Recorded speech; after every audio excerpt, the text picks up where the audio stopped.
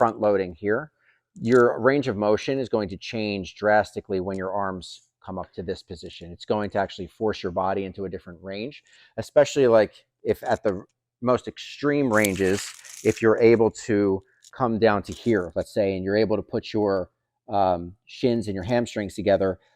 As soon as I try to put a bar here, you notice that my body is starting to compensate, because being all the way down here is not something that I can even quite do yet.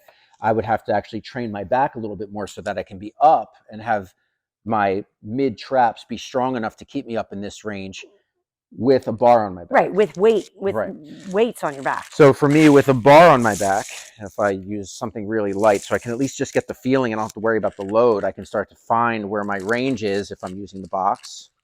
I can say, okay, I can comfortably be here with this bar on my back, and kind of get comfortable with letting my mind come all the way down to a target. Okay, there I am. And tap the box, come back up.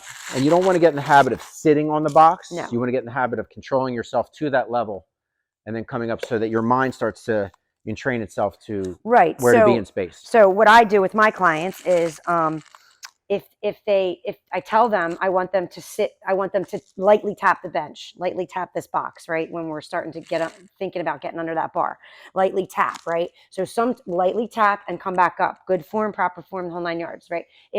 And I say to them right off the bat, if you cannot lightly tap this and come back up, and you'll see them, they're struggling, they're like trying to get, just sit down, take a seat, sit down, come back up. So that's now training that range of motion. Right. So that's progression and regression of the exercise. So it just depends on what level you're at, where level you are at, and where you are in the squat. Right. So if there's any other questions about training ranges of motion, I mean, there might be other things that need to be done depending on the client. They could have mobility issues in a hip. They could have an ankle issue. They could have a myriad of things. You might need to regress them and have them do goblet squats for a while. They just might be weak in a number of different areas. You might need to do other things, hip flexor training, reverse squats. Yeah, it just depends on the client, really. Right. But if the person is relatively healthy and they have good joints and they're just coming in trying to learn to squat, really you should start, with just seeing what they can do, what their range is like.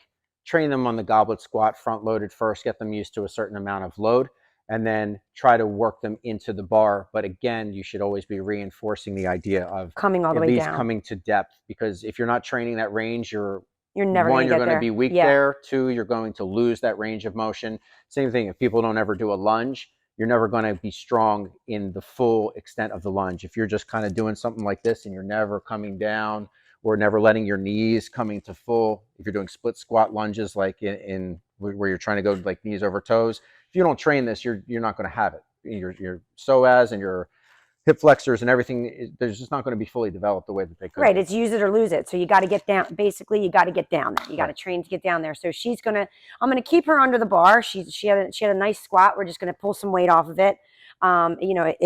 Once it gets heavy, it gets harder to get down there to depth. So let's pull some weight off the bar.